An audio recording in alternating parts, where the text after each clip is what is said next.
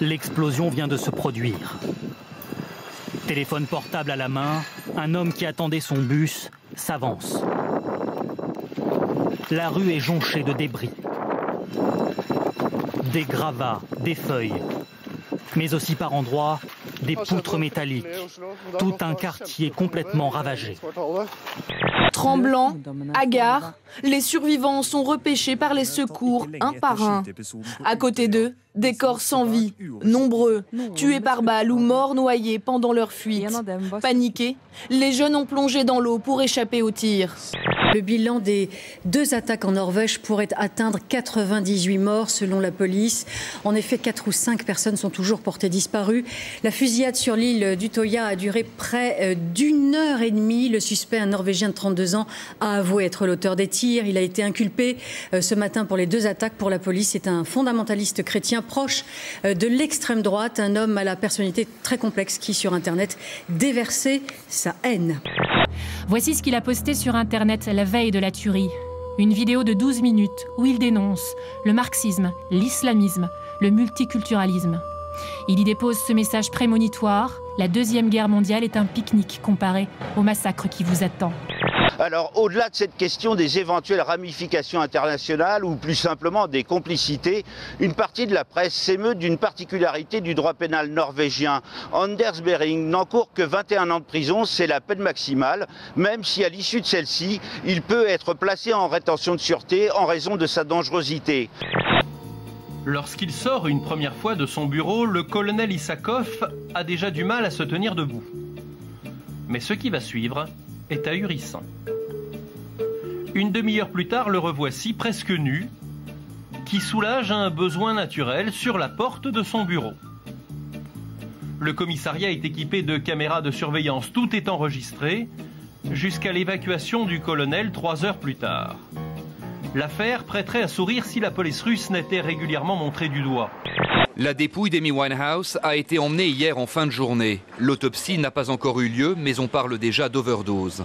À Camden, le quartier des artistes où habitait la chanteuse, des bouteilles d'alcool côtoient les bouquets de fleurs, le signe d'une vie débridée qu'elle chantait si bien et qu'il a peut-être emporté.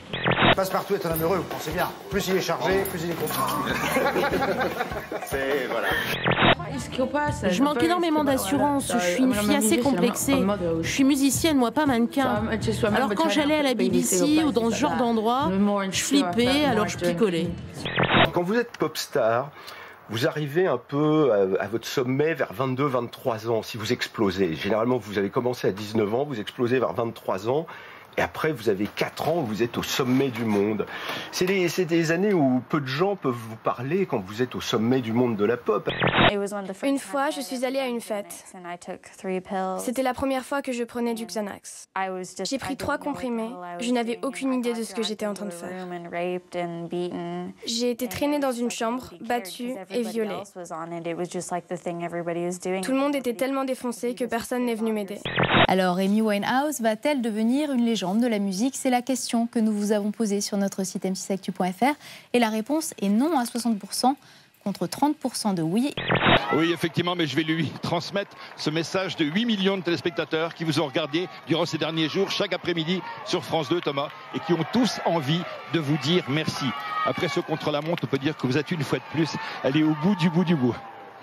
Et donc, si les 8 millions vous ont envoyé un SMS, vous avez fait des affaires. Exactement. C'est la Guadeloupe, hein, c'est l'île de la Guadeloupe. Ouais. Donc, il représente bien au niveau du sport. Qu'est-ce qui se passe? Ça, c'était pas prévu. Non, ça, c'était pas prévu. Tu veux de la sécurité, Laurent? Ouais, un peu de sécurité. Superman arrive. On est en direct, hein, donc forcément. Enfin, ils sont sportifs quand même. Ils ont du style. Cadel Evans, l'introverti. Cadel Evans, le travailleur. Cadel Evans, le super professionnel. Il fait attention à tout. Il repère les parcours. Il fait attention à sa machine, à sa bicyclette. Il fait attention à ses coéquipiers. Et bien là, il marque l'histoire. Pour la première fois donc, un Australien en jaune à Paris.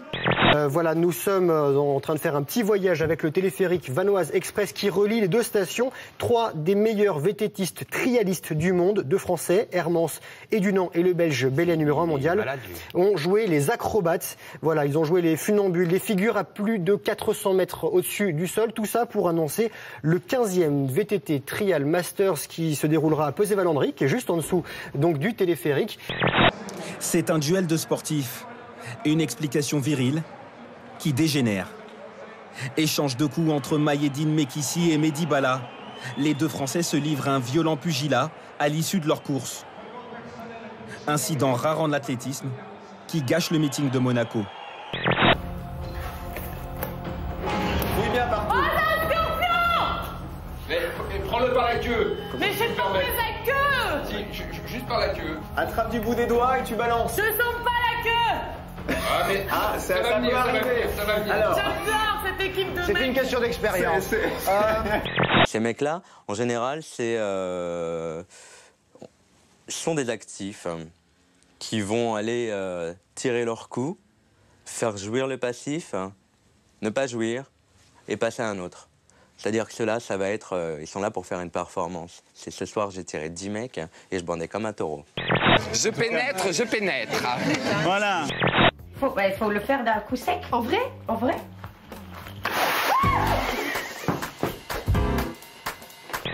Un court-métrage pornographique de 6 minutes, en noir et blanc, et mettant en scène Marilyn Monroe dans une relation sexuelle. À l'époque, Norma Jean Baker a 20 ans, elle n'est encore qu'une jeune inconnue. Qui a été, d'après vous, maintenant, on change complètement d'univers, vous allez comprendre, le plus gros invité de la médiasphère? Le plus gros invité. Le plus gros. Guy Carlier, Pierre Ménès, Maïté, Laurence Boccolini. C'est bon, voilà, ça y est. toutes les vannes. Tous ceux avec qui on s'est bien fâché. Non, on dit plus rien. Le plus gros invité. Ouais, c'est aucun de ceux-là, figurez-vous, c'est Babar. Ça glisse de source.